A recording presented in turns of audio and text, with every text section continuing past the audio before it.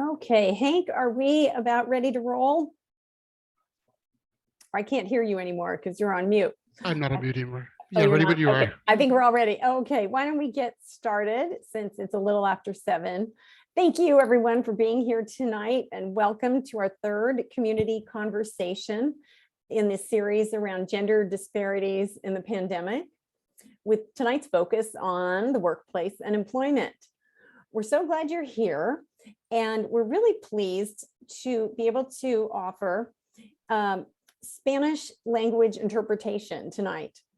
So without further ado, I'm going to turn this over. Well, first I'll introduce our two interpreters, Brenda Graciano and Luis Romero. And Brenda will translate what I'm saying for those who are Spanish speakers still in the English room, to give them instructions as to how to get to the Spanish room. So Brenda, why don't you take it from here? Gracias, Laurel. Bueno, yo les voy a dar las indicaciones para que puedan ingresar al canal de español después de mi mensaje. Si quieren ingresar, solo tienen que seleccionar el globo que está en la parte inferior derecha de la pantalla de Zoom. Dice interpretación y solamente seleccionan el canal de español. Tienen que silenciar el audio original para que solo escuchen el español. Si usted se está uniendo vía su teléfono celular en una llamada, no podrá escuchar la interpretación, pero si se conecta desde su ordenador, podrá escucharla sin problemas. Thank you. Alrighty, well, I'll go over a few housekeeping details before we get started. For those of us not using the Spanish language translation, you don't need to do anything, just stay right here. And this is definitely an interactive evening and discussion. So we encourage everyone to put their comments and their questions in the chat room. We will answer as many as possible. Then questions may be posed in both English and Spanish in the chat. There may, just a heads up, we may have occasional delays for questions or during the discussion when we might need to slow down a little bit to allow our interpreters to keep up with the translation. Lastly, I hope you'll all stay with us until the end of the event. There will be a post-event survey that we really hope you will fill out. It's just about 3 short questions, but it helps us in providing future conversations that are of interest to the community, and we really welcome your feedback. To give you an incentive to fill out the short survey, anyone who does the survey will have a chance to win a $500 grant to a local nonprofit of their choice, and that drawing will take place tomorrow at noontime. So get your surveys in before then. And without further ado, Adine, why don't you take it from here? Thank you so much, Laurel. Good evening, everybody. Thank you for coming. This is a continuing series for us, and I'm delighted that you are here for this conversation. This is the third in a series that we launched to focus on the K-shaped recovery from the COVID pandemic, and with a special attention about how it affects women. Our first 2 sessions focused on women in the area around mental health, and then women in the area of caregiving, both with elder care, child care, and sometimes both. This session specifically is focused on women in the workforce, but with a particular focus on Latina women in the workforce. And so I'll circle back to that in a second, but first what I'd like to do is welcome our co-sponsors and our co-hosts. So the co-host for this is the Los Altos Women's Caucus. Our annual sponsors who are providing support for this are Cal Water, Young Craig and Company, and excuse me, I have to look at my own notes. And then our co-sponsors for this include UW, Upward Scholars, the Latino Coalition of Silicon Valley, the Day Worker Center of Mountain View, Appetite for Good, City of Los Altos Chamber of Commerce, Los Altos Town Crier, Los Altos Village Association, Mountain View Chamber of Commerce, the Forum Health Fund, Parents Helping Parents, Center for Age-Friendly Excellence, Senior Inclusion and Participation, and Starlight Caregivers. I would like to point out that many of the organizations that are co-sponsoring are actually here as well, being represented. So I'll do a special call out to those who are here, both former and current past board members of the organization, staff of the organization, donors in the community, elected officials. I see Councilmember Flagger here. I don't think there's anybody else. And I would also like to call out members of our Mountain View Solidarity Fund who are actually attending and participating in this conversation as well. So in framing this conversation, when we started looking at this, we figured initially this was actually where the area of the conversation would go into, really looking at the impact on workforce and how this would affect women in the workforce. We had this particular focus and thought that this would affect service sector workers, gig employees, freelancers, and small business owners. And I would say that, if anything, the pandemic has proven that to be correct. In many ways, the pandemic is associated with an increase in gender disparities in the labor force, particularly around women with no education beyond high school, or no education, no high school education as well. We're looking at real significant divergent numbers, and to put a sort of a stark kind of number on this, the number of women in the labor force who are not high school graduates decreased by nearly 13% during the pandemic, where you compare that to about 5% compared with educated men. It has obviously also affected women with high school diplomas. The rate of women in the high school who have left the workforce is 6%. So again, sort of higher number than the men. We know that the disparities are definitely affecting women who are in specific sectors, such as healthcare, food preparation, personal services, and so on, that were really affected by the pandemic. And we know that that has also affected women who were especially working in situations that actually required them to work on site versus working remotely. We also know that anecdotally, the challenges of women's parental roles, or the expected parental roles, and limited childcare options and schooling options also had a dramatic effect on women in the workforce. In the case of Latinas specifically, there's evidence now, there's a UCLA study that we looked at that clearly indicates that Latinos struggle to look for work, find jobs, and remain employed, which is exacerbating the disparities that are already in place before the pandemic arrived. And that low-paying jobs, which were particularly vulnerable for shutdowns during the pandemic, such as food service, hospitality, and other things along those lines. When you start pairing them with the lower educational attainment and training opportunities, women were really largely, Latino women were largely affected by that as well. So this is the conversation we're starting with. We have a fantastic panel. I'm actually going to let Debbie take the lead from here and bring us forward into the conversation. I hope you have an opportunity to engage, ask questions. I look forward to learning. Thank you so much for being here. Thank you, Adine. Good evening, everyone. My name is Debbie Meredith, and I'm a member of the Los Altos Women's Caucus, which is excited to be co-hosting this event with the Community Foundation. The Women's Caucus is a group that encourages women's leadership in local community and civic affairs. We support fair-minded, effective candidates for local office during election cycles, and we hold education events for the community around salient issues. We are eager for this conversation tonight about how women's employment and careers have been affected disproportionately by our pandemic during these past 2 years, and what that might mean for the future. We are privileged to have Ida Rose Sylvester as our moderator for this evening. Ida Rose is a community leader, nonprofit founder, and tech entrepreneur focused on helping people and organizations reach their full potential.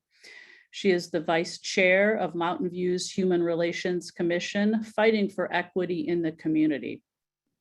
She founded and is currently the executive director of Appetite for Good, a nonprofit she started during the pandemic. In this work, she has won numerous awards for her efforts to help save dozens of small businesses while providing meals and dignity to the food insecure. She has a passion for supporting women leaders. She has worked with the State Department to support emerging women leaders across all professions from South Africa, Tunisia, Kyrgyzstan, and Sierra Leone. She co-founded WIRE, a Bay Area nonprofit encouraging and helping women run for political office. And she supported women around the world to grow tech startups and grow the confidence needed to succeed. She holds a bachelor's degree from UC Berkeley and an MBA from the F.W. Olin School. Thank you, Ida Rose, for all your community work and for moderating tonight. Over to you.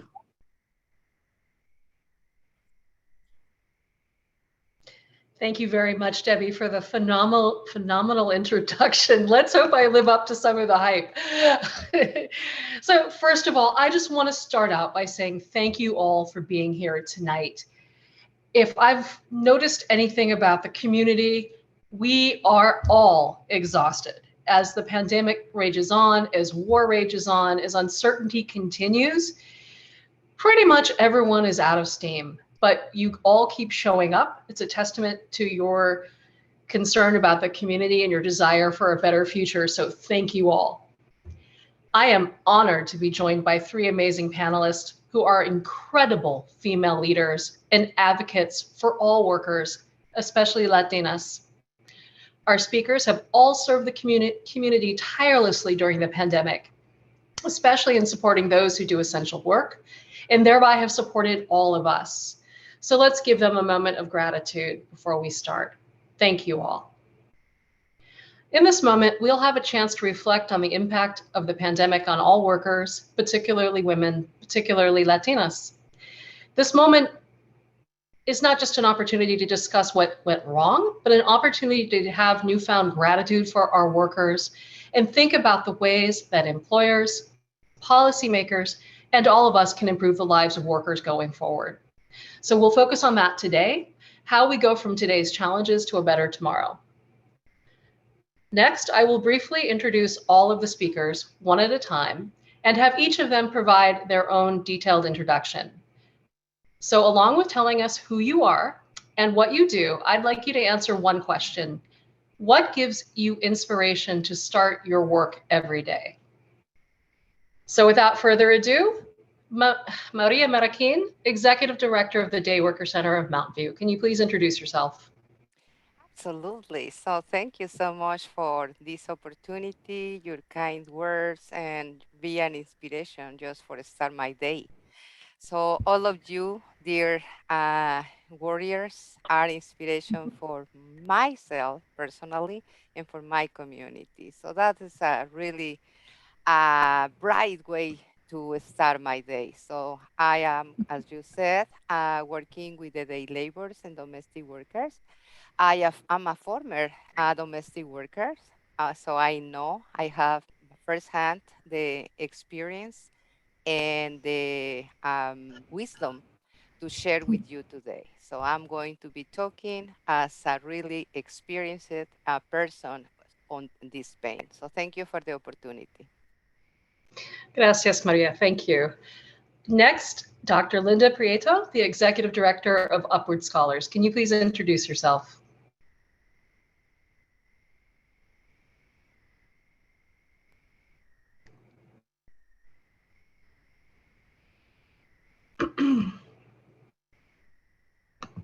Dr. Pietro, we have no sound from you.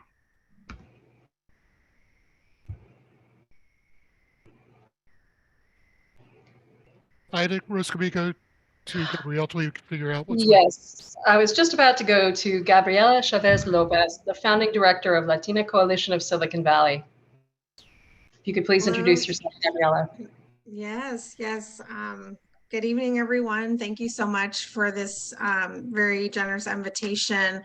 I am Gabriela Chavez Lopez, the founding executive director of Latino Coalition of Silicon Valley. I've actually been involved with the organization since I was in college, so the leadership pipeline is well and working. I came up through our Engage Latina Leadership Activist Program, which is our AIA program. It's our flagship leadership program. I did it when I was 19 years old. And fast forward about 15 years, I'm now leading the organization into the future as the first executive director. Definitely taken a few twists and turns through the years, but happy to be here. What motivates me every morning is I actually live in a multi-generational household. My mother lives with me. She works full time. I work full time. I have a toddler in the same household. So I'm just thinking about the generations of family that are in my home that I get to wake up to, that I get to interact with, really do inspire me to think about the work and why we're doing it, and the sense of urgency that I come every day into this work. I think after having a child, I was like, no, I knew I always wanted to change the world, but after having a child, I knew it had to happen like yesterday. That's definitely where I get a lot of that inspiration. My mother is a PhD herself, so I'm a child of someone who has came up from poverty and being in a low income situation to achieving a doctorate and affording me a lot of opportunities. So I want to pay that forward to my son and make sure that he is able to advance even further than I have come. So just thinking about that multi-generational angle and the ancestry and the history really motivates me every day. Wonderful. Thank you for sharing that and sharing so deeply about who you are. And hopefully we can go back to Dr. Linda Prieto. Have we fixed her sound?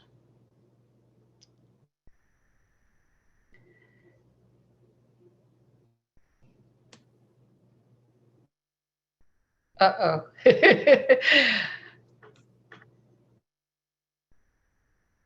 Ida Rose, give me just a second. I need to figure out what's going on with her sound. Great. Unfortunately, I can pull up her biography and read it for her, but if someone from LAMVCF has it handy, could someone do an introduction for her while we're waiting to fix her sound?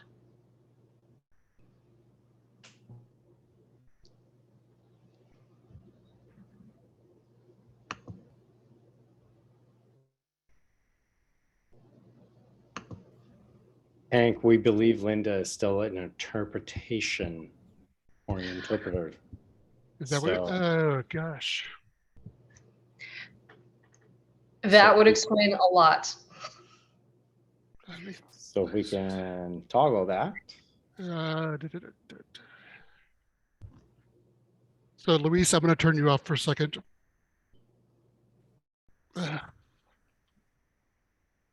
We get it all sorted out. You know, I'll come off and video me for a second. We had consistently learned things about Zoom, and every single time it's something new and different. And even though we practice, it's always something different. And so, thank you so much for all your patience, and much appreciated as we sort that out. I'm happy to go ahead and read her biography. I can't do it the justice that she deserves, but I'm happy to give us a head start. Just a second. I think what's going on perhaps is that the interpreter and the doctor are on the same login. Oh. So I'm going to turn Luis off and turn over interpretation for the time being to Brenda. Just letting everybody know. Great.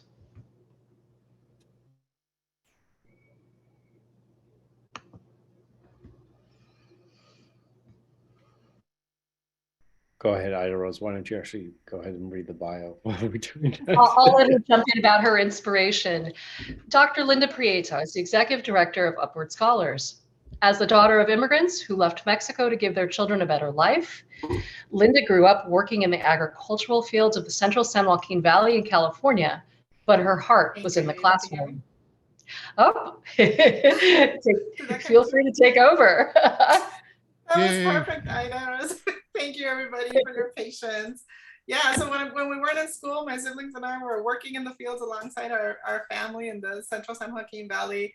So when I think about the great work I get to do now on behalf of Upward Scholars to give opportunity to adult immigrants like my parents from low-income households, many of whom, like my parents, came here as undocumented immigrants with little opportunity for formal schooling in their home country and didn't have a network to plug into and didn't speak the language. So those are the adult immigrants that we're trying to help break the cycle of poverty, give them access to pursuing education goals and career goals that will help them to gain family sustaining wages, but also to give them pleasure and joy in their work and to be able to afford to continue to live in our community. And so really that's connected to what inspires me. I'm the mom of an 11-year-old. And so wanting to make this world a better place for him, Gabi, I agree with you, right? Like they really motivate, well, he really motivates and inspires my work every day, as well as trying to pay forward so much of the benefits that I've gleaned as a first generation middle school graduate all the way to a PhD. So I feel super humbled and fortunate to do this work. Thank you all. Wonderful. Well, I'm feeling inspired and ready to go on. Just a little bit of housekeeping on my end. We'll have just over 20 minutes of discussion that I'll help direct, followed by 30 minutes of Q&A from the audience. So as we go along, please drop your questions in the chat or in the Q&A box, and we'll queue them up and get them ready. A note to my panelists, I will ask some questions that could go to all of you, and some questions just for one or two of you. But if you would like to answer any question, please do, even if it wasn't directed at you. And if you prefer to pass on any question, totally okay by me.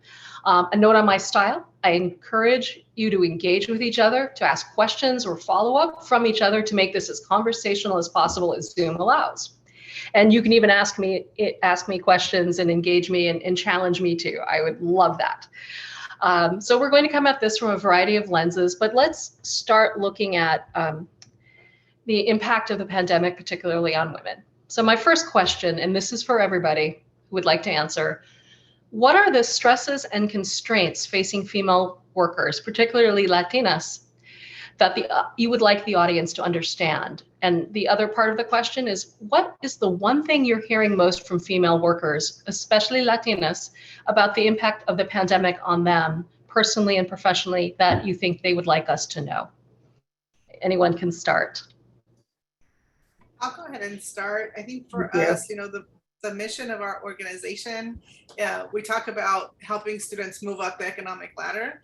And what the pandemic has really done is to dismantle that ladder altogether, right? So that it's not yet about moving up the economic ladder. We're really in this mode of survival for so many of our adult immigrant women that we work with.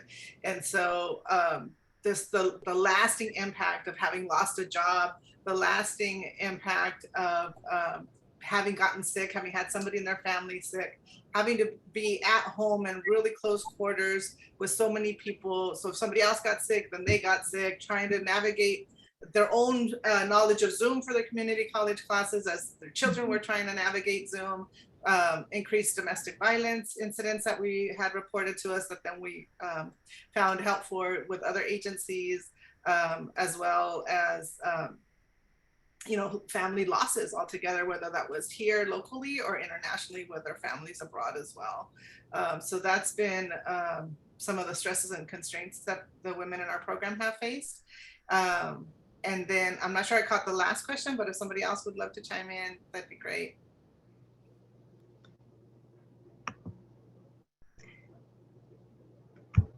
Gabby or Maria? Well, I guess I was faster to click the muted thing. So yeah, just adding to what Dr. Linda said. So working with people who needs to go to other people's houses to do their jobs, for example, domestic workers, was totally impactful this pandemic. But being connected with people like that many years of my life, so just bring the reality more obvious. So people is really vulnerable, and with the pandemic, it's just the things get worse. And our hope is we will be able to go better and not just go back to normal. So that is the hope. And of course, we are going to address later about our hopes, our expectations, and what we need to focus our energy in order to achieve a better future for our children. Yeah, I'll leave it for you, Gabby. Thank you. No, that's so much already covered. I think for us, especially working most of the time, we are working with college educated Latinas. That being said, still they have the weight of the world on their shoulders. Their families depend on them, their extended families, their parents, their grandparents. And so we already have the weight of the world on our shoulders, and the pandemic just made it that much more and heavier. I think we feel a sense of responsibility for the well-being of our families. I think that we have put other people's needs in front of our own many times, to the detriment of our own economic status, to the detriment of our own wellness. That's something that I saw across the board. I myself, as a single mom, a head of household, understand what that means, regardless if I'm working from home or not. I think we all felt the impacts. The one thing that to know about Latinas, we don't tend to show it. We tend to be very outward facing, strong, prideful, very, we got it together. We're never going to show a weakness. And so I think sometimes society doesn't see through that in ways, because I think we have a way of masking sometimes our own weakness or our own sensitivities. And so I think that's something that might not be keenly understood by the outside eye, is that we tend to always want to present that we have it all together, but really if you dig deeper, there's a lot there. I mean, we're dealing with wage gap issues across the board, regardless of educational attainment, which is really disgusting, to be quite honest. The more degrees we get, we still don't see a close in the wage gap. 33 cents to the dollar, by the way, in Silicon Valley is what we're looking at for Latinas. And so we're already coming in shortchanged into any scenario. We don't tend to make excuses or try to say, we're not going to make it work. But I will say that those seem to be the things that sometimes people from the outside might not understand, because we're not going to go out there and complain about it. We're just going to get it done for our families. So that's something that I definitely saw during the pandemic with a lot of the women we engaged with. And honestly, they were just looking for, we engaged hundreds of women weekly. They were looking for a community. They were looking for support outside of even their own households, because sometimes it can be multi-generational in nature. And there's a lot of stress there. So I think that was something that we provided an outlet during that time, a sense of belonging, a sense of connection. I think we all needed it, but particularly Latinas, they just definitely had a lot of pressures and stress, exacerbated for sure. If I can add to that, Gabby, what you're saying. Oh, and then I'll pass it right to you, Maria, again, because it also, I think we're in a really unique position as Latina EDs, right? That we're leading these organizations where we represent the communities we're serving, and are then also really purposeful about developing trust and confianza within our clientele, our students, the people that we are in service with. And so I think that that's an advantage that probably other agencies don't have, right? That we are able to develop that trust, so that even with the cultural norms that say present in a certain way, take care of everybody else and then yourself, maybe if there's anything left, right? That folks are coming to us, that these women have been coming to us and asking us and confiding in us. And so I think that also then augments the responsibility we have as Latina EDs, right? To advocate and to be in spaces where we can share with others these unknown or hidden realities that our community is faced with, especially the mujeres, the women in our, whether they're single parents like Gabby and I, or whether they're part of a larger household. We're still facing a lot of challenges. Maria. please. Yeah, just something that I want to add that really triggers me when Gabby was talking about is this sense of existence of resilience that Mhm. everybody takes for granted, and many times, unfortunately, works against us You're because right. everything is kind like, oh, they can tolerate everything, they can get overcome everything. And then we, as you said, Gabby, so we are so proud to be brave and to be all the times there for our families, but many times we are not there for ourselves. And that's something that hopefully we can understand and just stop the internalizing oppression that really is not helping to anybody. And when Ida Ross said what we want, everybody knows about that. I want to share that. And I think also as Latina EDs, for the clients in our programs, like we have to model certain things, right? And I think about even my staff on my team, and probably the same for you both as well, like modeling things, even modeling wellness, especially during a pandemic, especially during a crisis, right? One of the things we started doing in staff meetings was I would ask people as part of their check-in during staff meeting to share one thing they had done in the last week for self-care. And the things that the other women, right? So we're all mostly, well, now there's one male identified Latino on staff, but other than that, the 6 of us are female identified Latinas. And so it was like, oh, I made something for dinner for my family that they really enjoyed. And I was like, so how is that taking care of yourself, right? And so having to like come up with, let's brainstorm examples of what self-care is, about what wellness is, right? And that it's not about, it's like filling our cup first so that we have something to pour out, right? Recharging ourselves, just like we plug in our smartphones every night, right? We have to do these things for ourselves as well, so that we're not burning the candle at both ends, as the saying goes, right? Oh, I just want to do a really quick check with the translators. Looks like we are Yes. just going back and forth really quickly, trying to address many issues. I don't know how translators are doing. Please let us know if we need to slow down a little bit. Thank you so much, Maria, for that. I know they are working very, very hard, and we are all fast talkers. I have been warned already. We are excited and passionate talkers. Let me reframe that in the positive for all of us. I am looking to the translators in the chat to see if they have any concerns, and I'm slowing down as I am doing that. Excuse me. Oh, we look like we're doing good. I will promise to try to slow down a teeny bit though. I want to thank you all for helping me do my job by making this a dialogue. Thank you very much. I guess my first question was spot on. I want to tell you, just repeat back a couple things I'm hearing. One is that you all mentioned self-care. So you jumped ahead to question 20 on my list, which I didn't think we'd get to.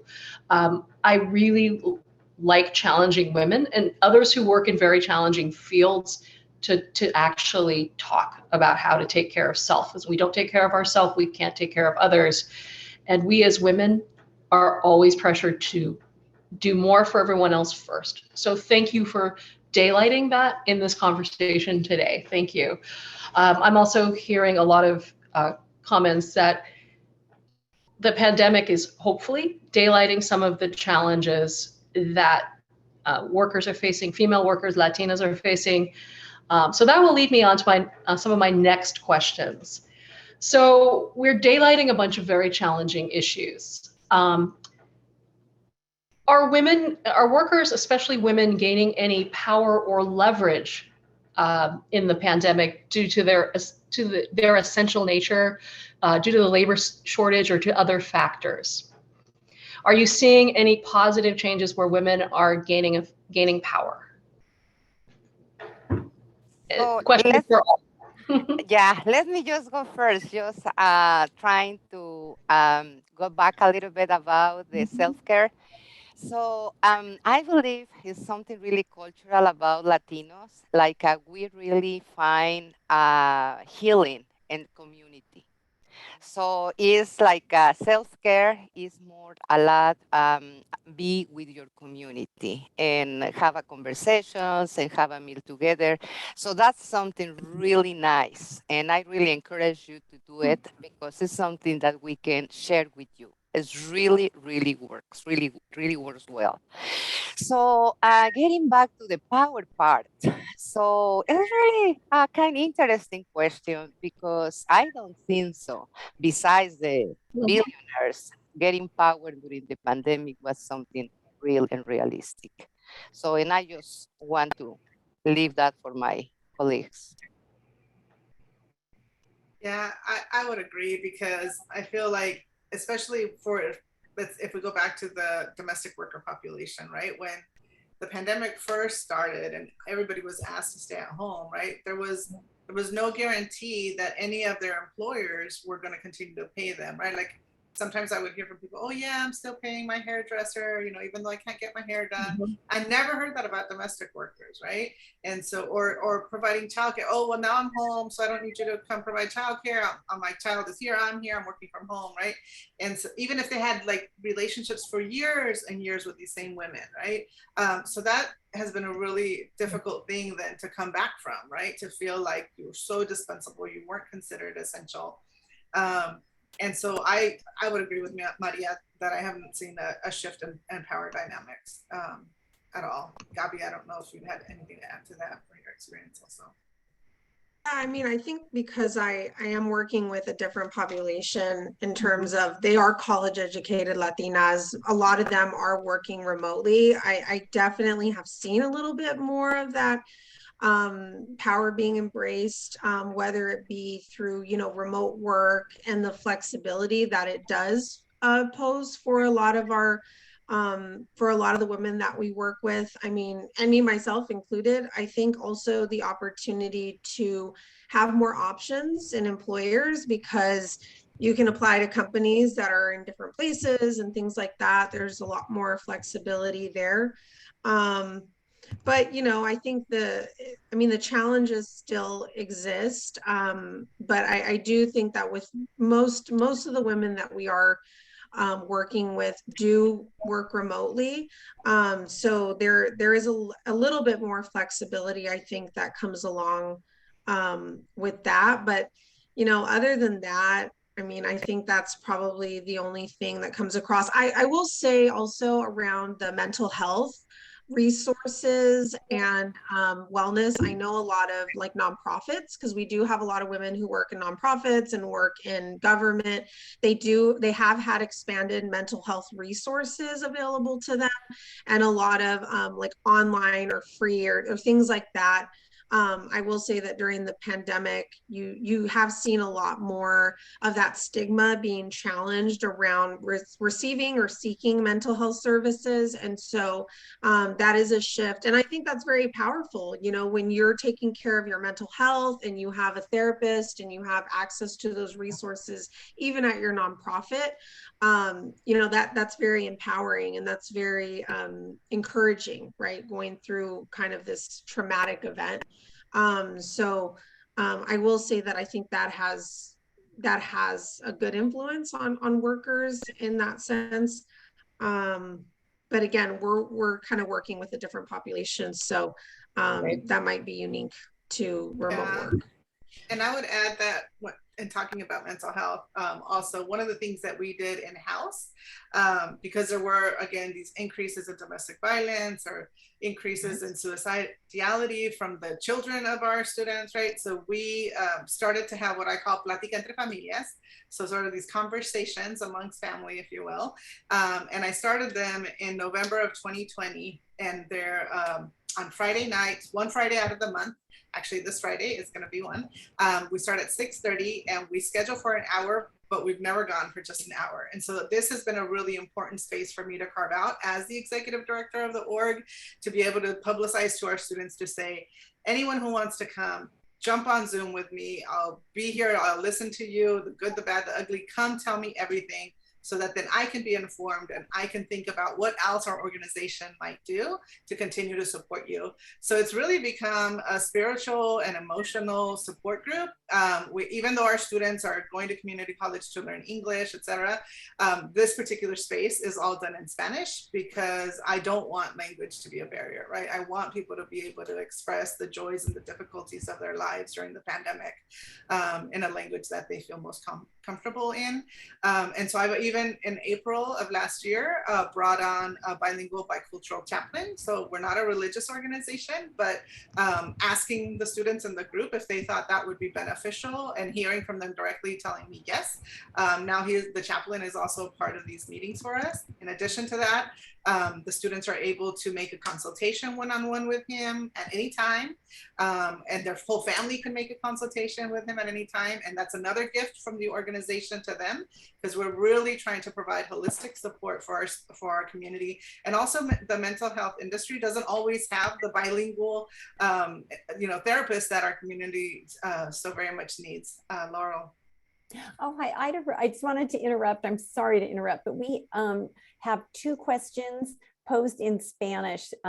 If we could pause for just a moment. The first one is from Dora. Can our translators see that?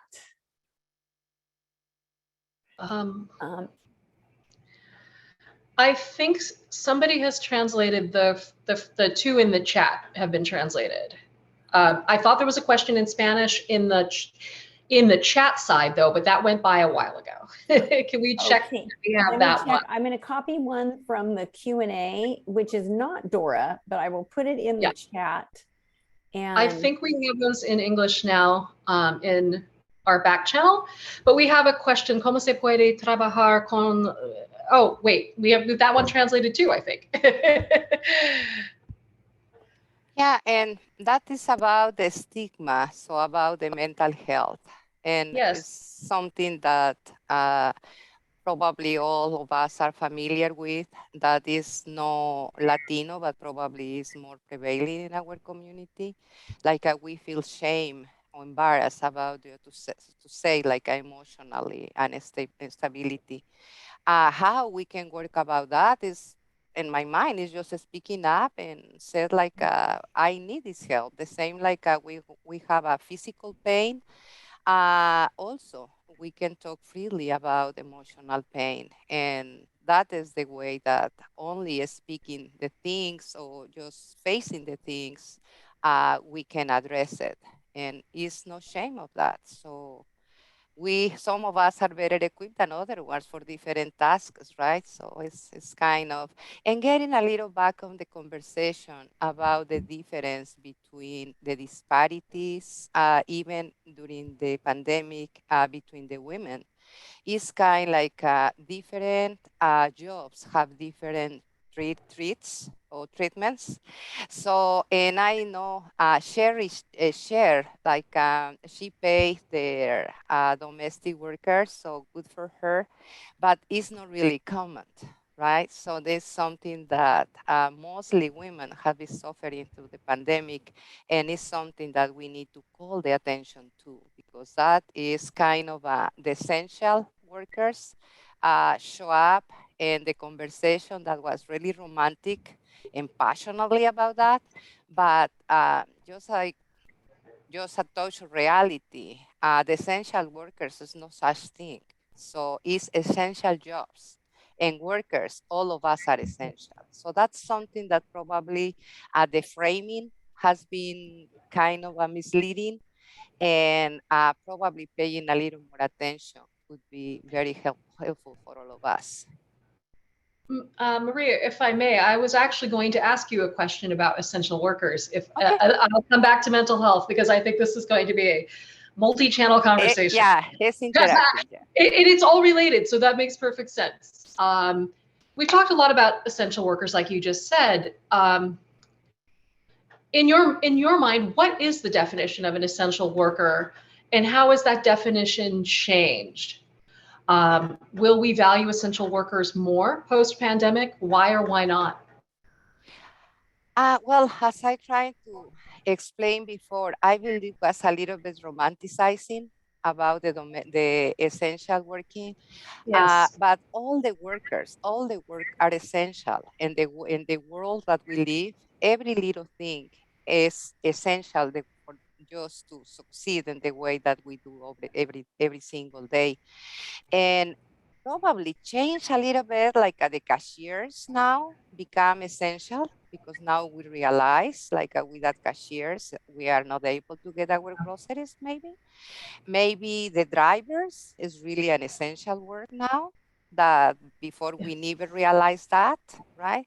But what happened if this one driver gets sick because they don't have enough rest or they don't have a safe protections? It's another one waiting online just to be hired again, right? And if it's not that, many others will be, or there will be little more attention on that. But essential workers is just maybe open a little bit, but unfortunately is getting again behind. So now that the pandemic is supposedly overcome, so this romanticism is getting forgetting or forgotten. Uh, that is what happened. This is my experience. So. And I hope I don't take us too far off on a tangent, but I also think, Please do. Maria, you make me think about another distinction that we haven't made quite yet with our workers, which is our undocumented workers, right? And for Maria, I know with your organization and with my organization as well, so many of the students in our program, I'll speak to Upward Scholars, are undocumented, right? And so there is also not as much ease to be able to say, oh yeah, I have I'm with a company, I have benefits, I can set up a desk and I can work from home and everything's gonna be okay, right? So it also, for us as an organization, we've been looking inward and we've developed a career development program that didn't exist for us prior to the pandemic, right? And that program is really centered around our undocumented workers. And we say, whatever we develop under this pillar of career development has to first and foremost serve our undocumented students. And if it serves our undocumented students, by default, it will serve everybody else, right? So teaching our undocumented students that they can start their own LLCs, they can start their own businesses in this country. Even as an undocumented person, you can start your own LLC, right? And then giving them the skill sets and trainings, actual trainings on how to do just that, right? We launched even our Habla Más program. Initially, we launched that to help our undocumented students become Spanish language coaches, or, we have interpreters on the call today that during the pandemic, we've been able to provide them more opportunity for interpretation to expand beyond the Spanish language coaching that they've done. So we have to be really creative, I think, in how we also serve, advocate for, on behalf, and with our undocumented population.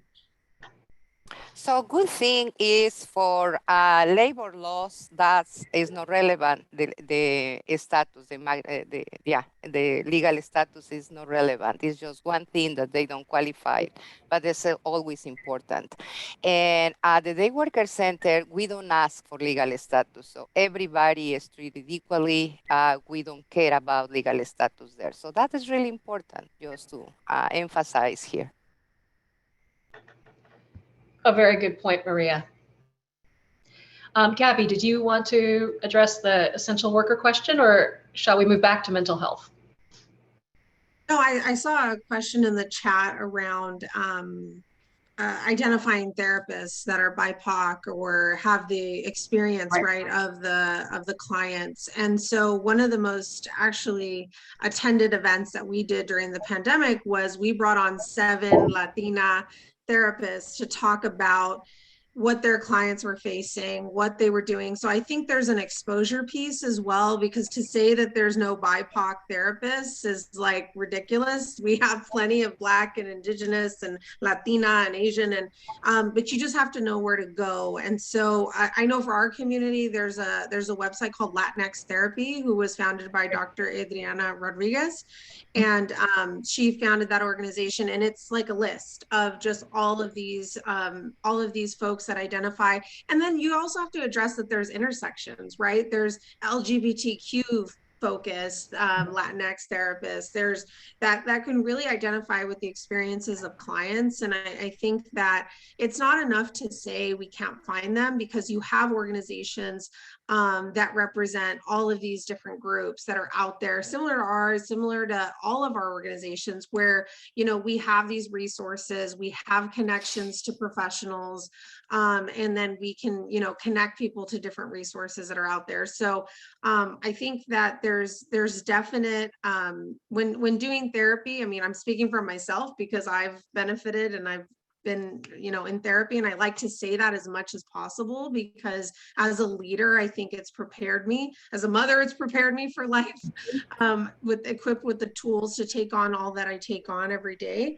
But I also think that we also have to be we have to disclose, like Dr. Linda was talking about earlier. It's like we have to be that example of like, I've benefited. You've done therapy? Like, really? Oh, you're a single mom? Really? Like, you just being able to disclose a lot about our life, I think is important, because I also think that representation matters in the sense of, you know, leadership and in our community can look a million different ways. And as you can see, even from this panel, like, we all lead in our own beautiful and wonderful and strong ways, but we all bring ourselves into that role. And I think that just being authentic and being open and honest about the things that have helped you grow and learn, I think just disclosing that is very powerful.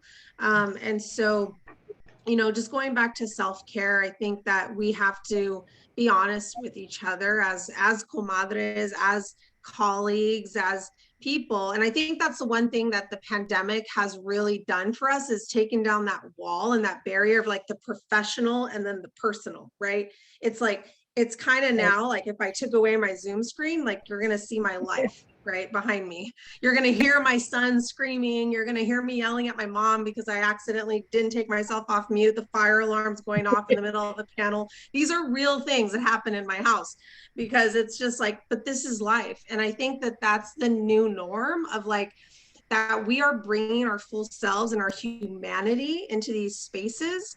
And I think that that needs to be accepted on the employer end of things, right? That we can bring our full selves, because we're not going back.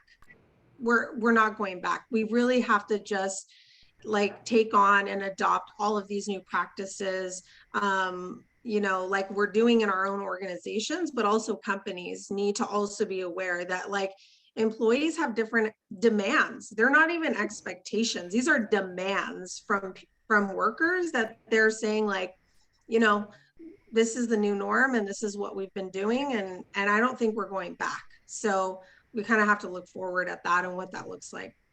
So I just want to add a little comment about the resources that Gabby mentioned. Accessibility could be a key. So, and I said in the beginning, so I'm going to be speaking on my own experience as a domestic worker, former domestic worker, and working really closely with the domestic worker currently. So access to be able to go and take care of themselves and have a therapy and be able to pay for it and take care of the kids and be able to provide to their families. So that's totally different. So I have no doubt, excellent therapists, same color like us, but accessibility is a big gap there. So it's And at something least that we need to I'll take. add to that, Maria, because at least in San Mateo County, at the onset of the pandemic, when we're accompanying our students to mental health services, those bilingual therapists were not hired by those agencies at that time. So I can say like there were nobody, not that they didn't exist, but they weren't working for these other nonprofits who were offering this service pro bono to our community, right? Yeah. And now over time, like we've seen that shift happen. But it's year 2, 3 into it now, and so accessibility, and that they initially weren't there. And so I think it really also brought to light the fact that these different professional spaces have to diversify their workforce, right, to be responsive to our communities. And it's something also related to accessibility and just even being in the Silicon Valley. So the lack of connectivity about the internet, for example. So that looks so good when schools provide tablets and laptops to the kids. I'm sorry but they have no connectivity. So that's something that also we need to understand. Maria, sorry to interrupt. Nope, not zip it. The opposite of zip it, but we've been asked to slow down a little. Oh man, All of us, I knew it. sort of. So we've gotten very excited in our conversation and we're all speeding up. So please continue or I shall move on to my next question. Sorry, translators. They haven't quit yet. I'm sorry to cut you off, Maria, please. No. Now is your turn. Well, I will volley it right back to all of you. Gabby, I truly hope you're correct in that we're not going to go back. I think if we say that and demand it, it will happen. I've also heard some interesting comments about employers needing to provide time and potentially other ways to help access services and other self-care. There's a lot that we need to do. And that leads to my next question. What can employers do that create policies and create an environment that give women especially the flexibility they need in the workplace? Do you have any examples of any employers doing innovative things that are actually taking advantage of some of the things we've learned in the pandemic? And I know Gabby and Linda, you might want to take a crack at this, but everyone is welcome. Yeah, I mean, I don't think that it's that difficult to put women in the decision-making seat within your company that inherently have the lens of a woman, of a working woman, of a woman. You'd be surprised at the ideas and the creativity and the insight that you would have if you empower your own employees to be at the, instead of hiring consultants and like, let me see, you know, as a white man, what I can do for, why don't you just promote someone within your company that inherently has that lens and has that perspective, so it doesn't take, you know, this whole process to get those ideas and those insights out.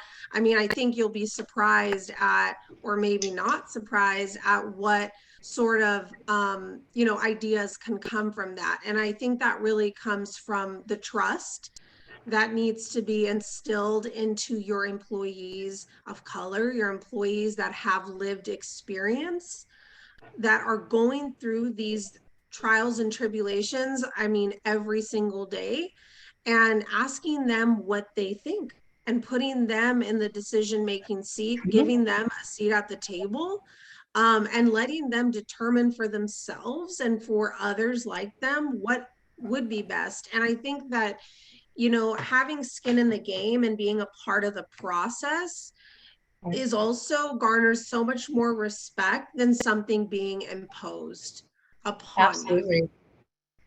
I would add to that also to emphasize actually, Gabby, what you just said in terms of growing your own.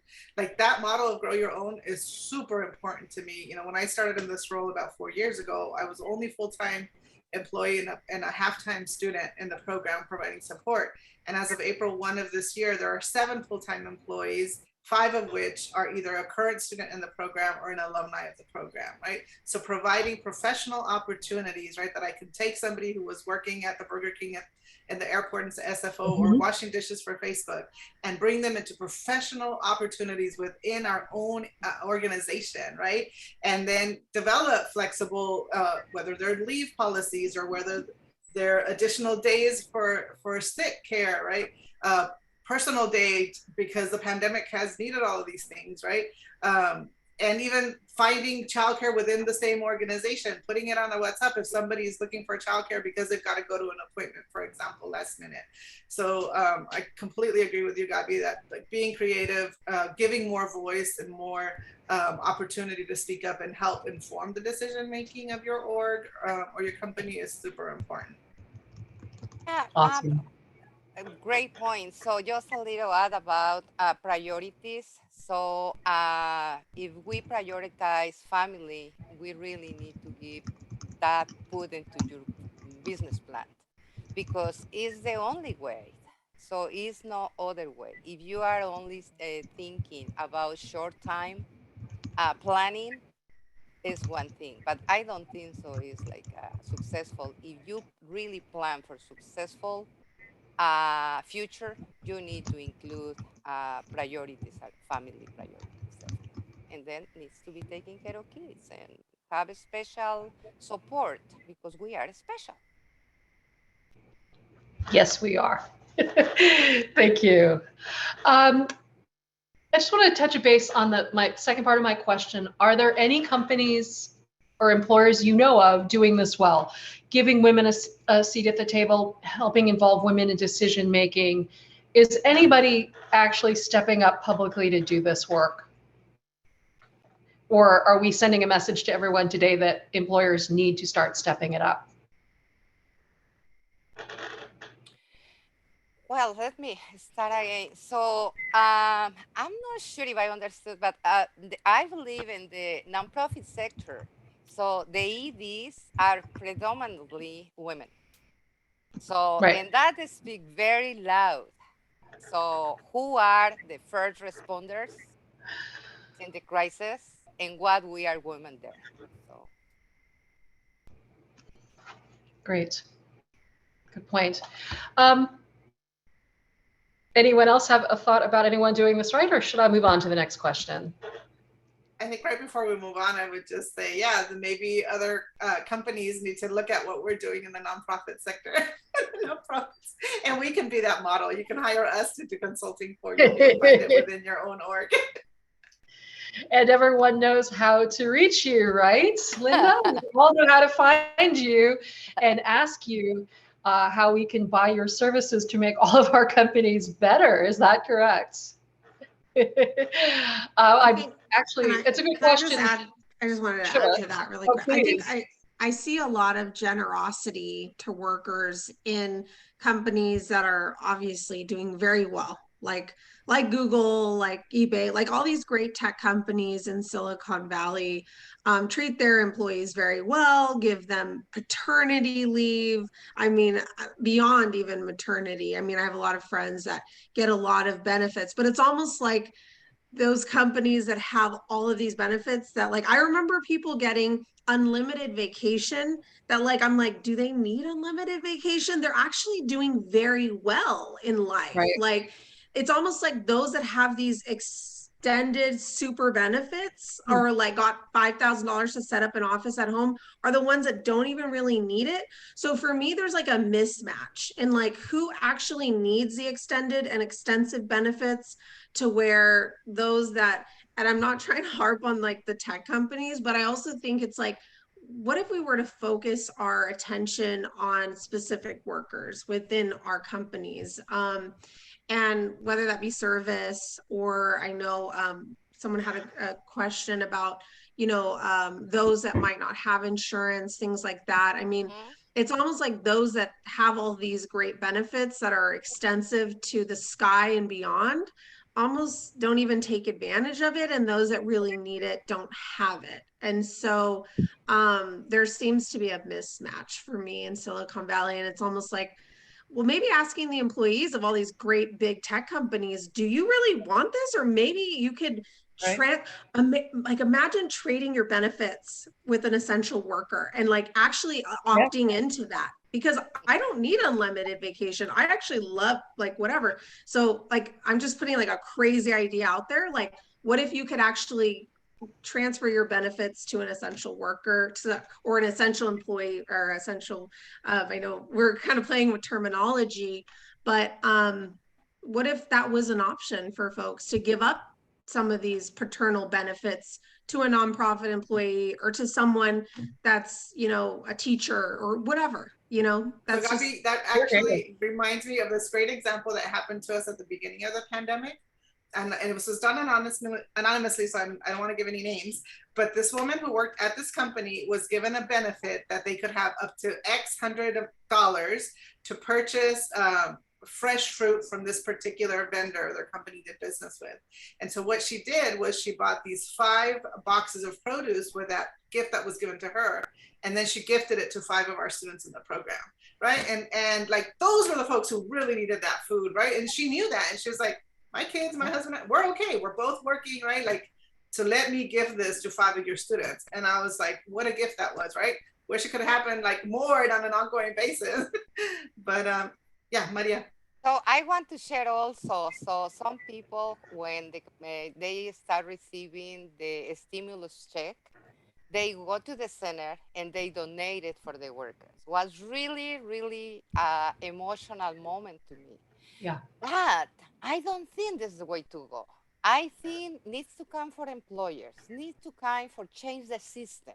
So charity is good, right? But we need to change the system. So what employers are going to get in exchange to change the status quo, well, there's something that is not for me to say it, but happy to talk with somebody who has the power to do it. I have a lot of ideas. I have a follow-on question for anyone. For those workers, so many people who work hourly, who work gig jobs, they don't have a single employer who are paying for any of these interesting or could pay for interesting benefits. How do we help them? How do we bring equity to those who don't have one large employer who could be providing any of the great things we're talking about? Who wants to tackle first? I'll say one of the things, and this is probably not the ideal example, but with, like, for example, again, our Habla Más students that we've trained to be Habla Más coaches, we do have like a minimum that their clients have to pay them. And so we say, if you hire our student for 30 minutes, this is what you must pay. You must pay them at least this. If you hire them for an hour, you must pay them at least this. Because again, we want it to be a fair wage for them.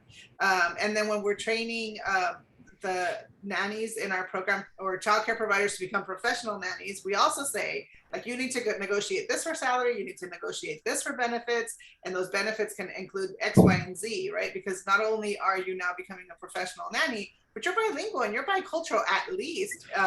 And so you need to be compensated, right? Especially when somebody says they hire you for childcare and then they're like, oh, can you run these errands? Oh, can you do some laundry? Oh, can you make dinner? And all of a sudden you're doing all these things for this family who hired you to do childcare, right? So a lot of it is information sharing to our, for us, to the students in our program, right? How to better advocate for themselves and to lose that fear of advocating.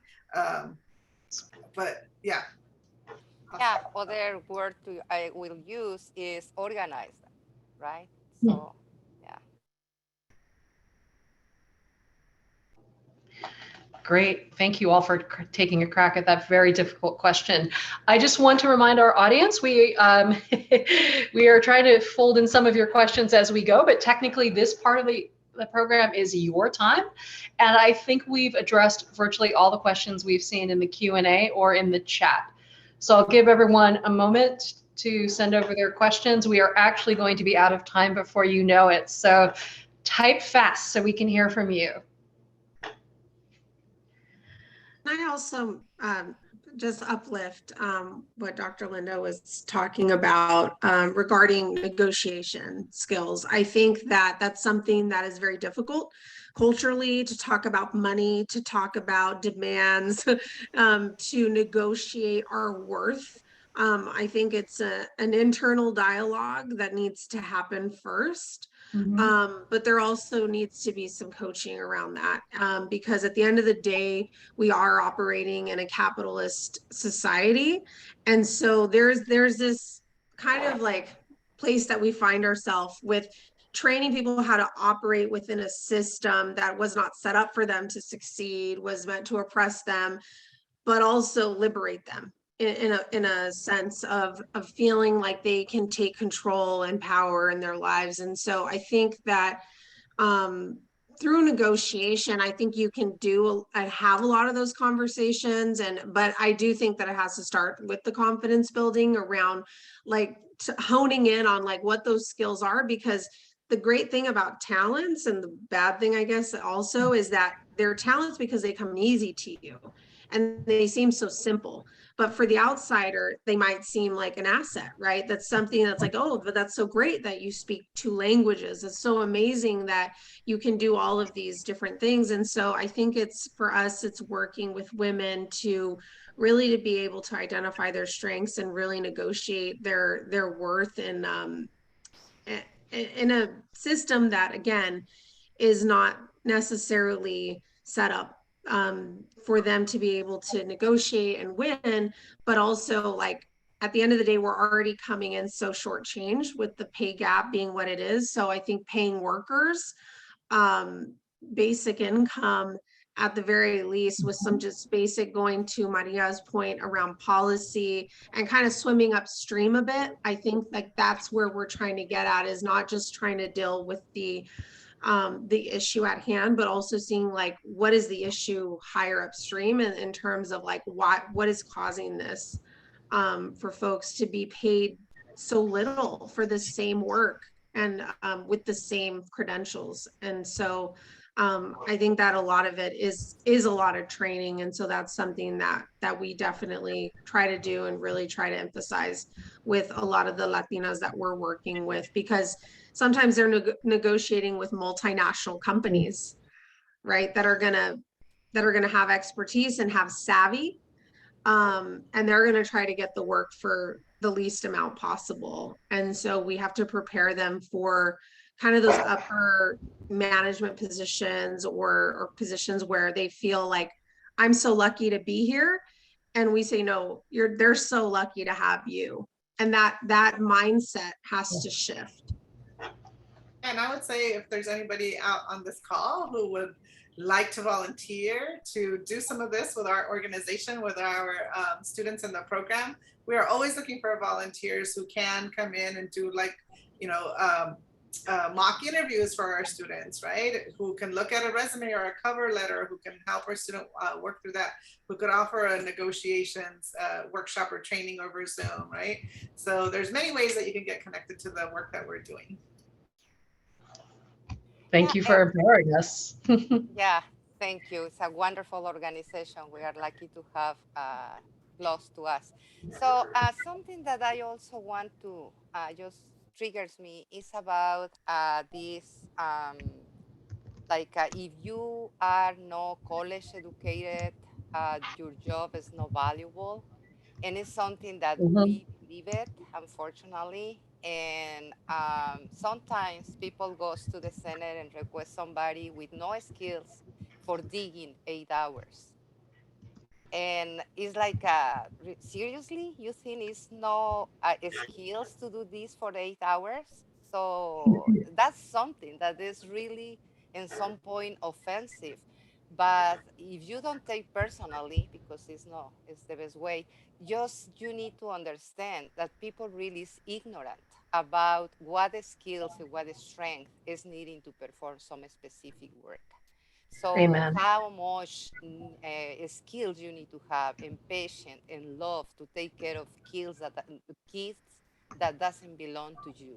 So all this kind of information probably could be added also as an important as the skills of negotiating. So just to get this, embody the power and the knowledge that you have. And it comes with you. So you don't need college for do that. Thank you for that powerful reminder. I just would like to do a time check with LAMV, getting long in the tooth, LAMV staff. I hope that was slow enough. I know we were supposed to wrap up questions at 8:20, but I think you should keep going. I think you should Thank keep you. going until you want, although we should end at How's 30. midnight, everyone? Right. Look, I find the conversation fascinating, and the only thing that we're really doing at the end is doing a little bit of wrap up. But I think there are interesting questions being posed even now. Hank just posted one, and I would encourage a little bit more of the conversation. Great. I will take Hank's question in a few minutes. Excuse me. I wanted to go back to something that Gabby touched on really, really briefly, and that was the guaranteed wage or guaranteed basic income. Would anyone like to talk a little bit more about the role of guaranteed basic income in women's equality and what we can do to get our officials to pass laws to make this happen? I feel strongly about a guaranteed basic income, because I think especially during the pandemic, as folks lost jobs or as more women-headed households have resulted as part of the pandemic as well. I was just talking with a great colleague at my New Red Shoes, men earlier this morning, because they're launching the program, and I was like, I want to learn from you because I've been wanting to do this for a few years as well. And so she was sharing, with me very candidly about how it really changes the mindset of a person to be able to know that there is some income they can plan on a regular basis, and that they are, and in their case, they're working with women also in their project, are completely in charge of managing, right? And that for many of the women, this is the first time that is happening for them. So I think for our most vulnerable communities, regardless of whether they're working or not, but to be able to say, oh my gosh, if some emergency comes up, I can always rely on at least, let's say, $1,000 every month is going to come to me for, the next 12 months or whatever that might look like for your particular community. So I'm a big proponent of it. And I would love to be involved in more conversations with people around that as well. Great. I fully in agreement of that. I believe this is a good tool, only a tool, so it's not a solution, but it's something that is not charity. It's something that people deserve, and in some way they already earn it. So, and just to give a little, as you said, Linda, little relax, like you at least have something at the end of the month, just relieve a little bit the stress that you feel. That's beautiful. Yeah, I also wanted to harp back on something that Maria said earlier, and that's organizing. And I think the power in organizing people around causes that they can come together and have a shared voice and amplify the voice around whether it be basic income, whether it be, political, whatever it may be, having that shared collective voice, and then the allyship. I mean, I think that there is a place for our white allies, our Black allies, our allies to come in and use and leverage their power and their privilege for good and stand with us around these issues that may not impact you directly, but indirectly impact you in the sense of what makes your life work. What you go out and just be aware of your day and who serves you and who provides this quality of life to you. I mean, I'm going to make assumptions, but I also know that it is a population that, the better that they're doing and the better place and space that they find themselves in, the better your quality of life improves as well. And so really looking at it as all boats really rise together, I think in that abundance sort of framework, I think is important. But I think there is a role to play for those with power and privilege to leverage that and support us in pushing forward policies, making efforts, talking to your elected officials. As a homeowner, you have power and privilege. As someone who can call up an elected official and text them.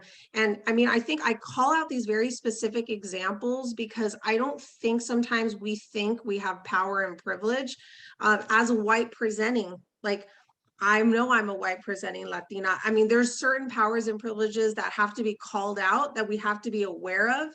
Education, living in a certain neighborhood. I mean, I think just, really using, that's what equity is all about. And I think that all of you on this call have certain levels of power and privilege. You're connected to the internet. We're connected to the internet. That's a level of power and privilege, right? So just in that, I think understanding your own power and being self-aware around what you can contribute to the betterment of society, to the betterment of your community, and owning that is something that I think you can walk away with, today, just thinking about, how do you support us? How do you come to our tables and show up in supportive ways instead of always inviting us to yours? I think that's a different dynamic, and I just challenge everyone to think about that. Yeah, and if you allow me, just add a little bit about you inspire me, Please. Gabby, is also you need to come willing to learn from us. So just come with open-minded. We have a lot to teach. So remember, we have many, many years of cultural knowledge and we can share it. Not to put you on the spot, Maria, but hopefully all of our audience knows how to make those connections. But if we don't, what are some of the things, and this question can go to all of our panelists, what are some of the things we can do to build those relationships and tear down those walls and start to actually collaborate and rise the boats up together? What can we do? Well, I have my microphone open. Yeah, well, I have the privilege to be able to work with communities, very different communities. And actually, I can say at the Day Worker Center, we have like a microcosmos. So people come from all over the world looking for work and asking for workers. So people can come to the center. We have a lot wisdom to share there. So we have a community organizer organizing tools who comes for the really bottom, for the hundreds of years from our cultures. So just come, open your heart, listen. Don't pretend to come and just to teach us and help us. So come and learn from us. And we are going to be better as a community, as a humankind. It's the only future, the best. Amen, Maria. And I vouch for the Day Worker Center providing that collaboration across cultures, across people in a warm and wonderful setting that really makes people connect. So are you now open to the public again, though? Because during the pandemic, you have been Yes, very locked enough, down. but yes, enough, because we are still using as much as we can Zoom. I love Zoom, really. I'm kind of fall in love with Zoom. And we are very resourceful trying to do that. We are still, for example, providing support to students in Stanford. So providing Spanish classes to them. So we have a lot to share. So yeah. Actually, since we are running a little low on time, I think I'm going to use this as my final question. And I'm so sorry. I have so many questions I want to ask of all of you, especially about steps going forward. But let's take a little step forward. Maria gave us some ideas to connect with the community via the Day Worker Center. Gabby and Linda, do you have any single actions that all of us can take to better connect and better understand each other going forward, to build better bridges and relationships? Absolutely. If you want to do that as part of Upward Scholars, I gave some examples earlier. Another one is our conversation club, which is still completely virtual. And so those conversation clubs, if you get on our news list, our e-news list from our website, then you'll get all the notices of when we're having a virtual conversation club, which happen on Friday evenings as well. And that's an opportunity, if you're already a fluent English speaker, to come and join a breakout room with one of our students who is still in the process of improving their English speaking and listening skills. And for 10 to 15 minutes, you can have a conversation with them to like gently help them in a safe space continue to improve their skills. So lots of ways to get connected to us. And also, I mean, we wouldn't be effective EDs, I think, if we didn't also say we all welcome donations, right? From foundations, from individuals, from corporations, matches from your employees, whatever that might be, right? Yes, I echo that, Linda. And Gabby, finally, do you have a parting idea that can help we could take forward and come back together with?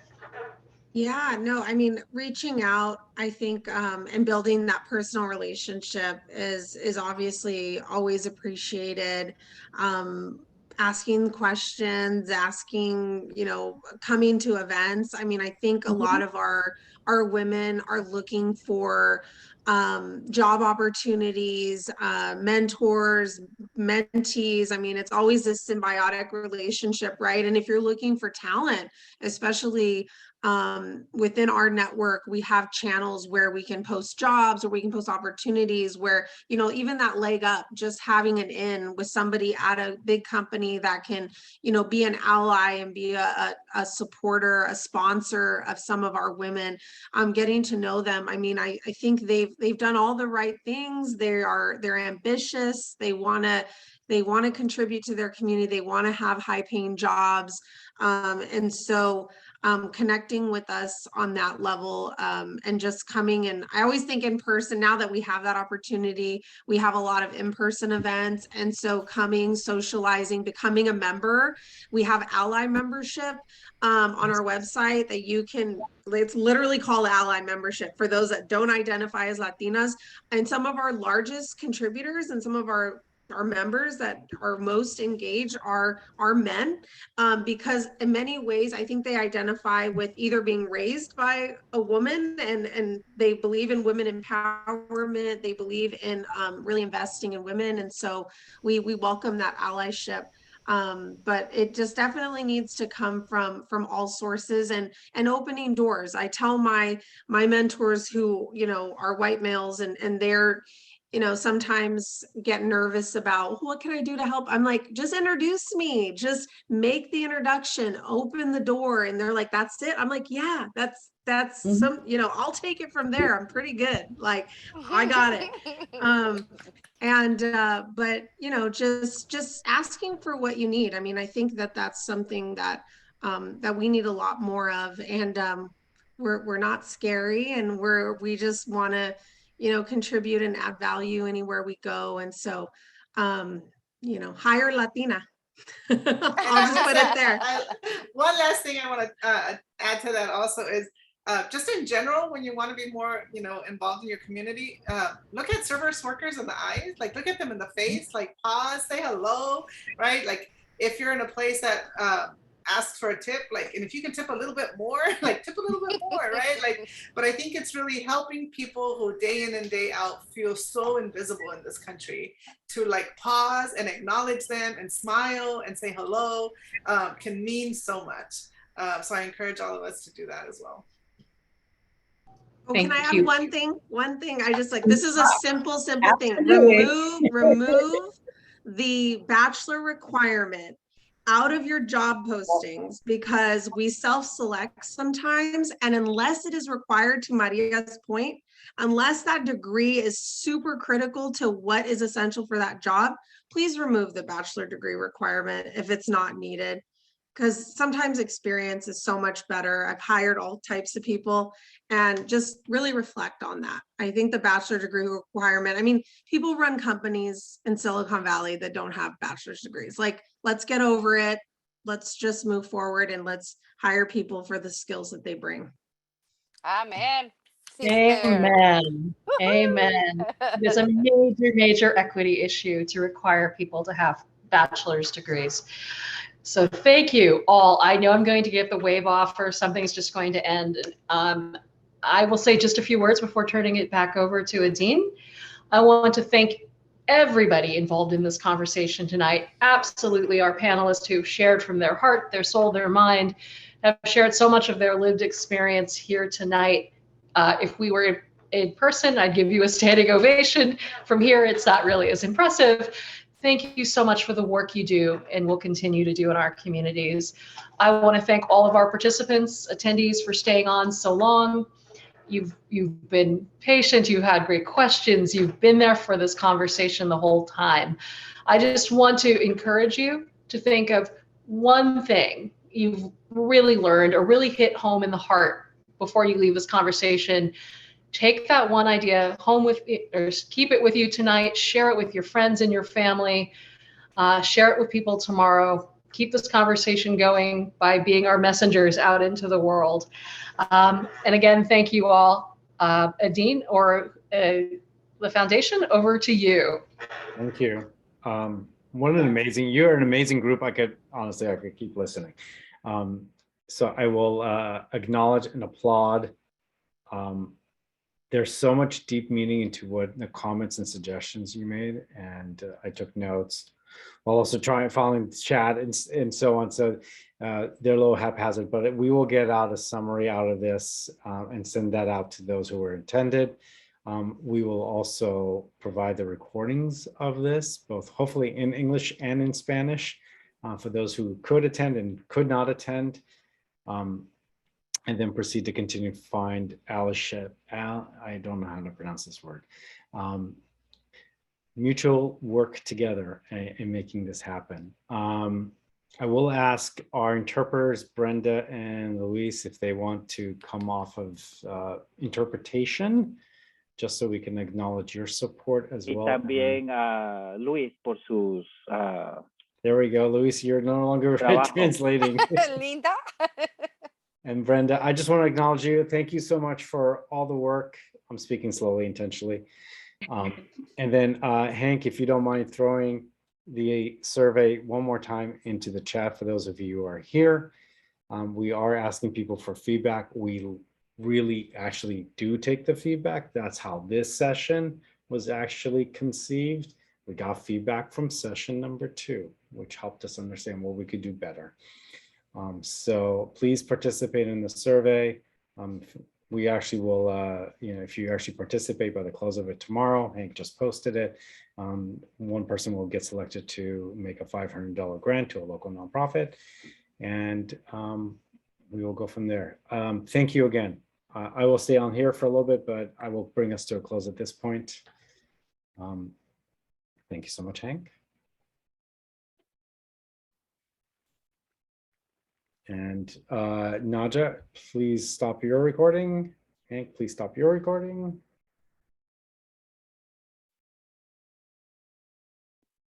And I think we are done.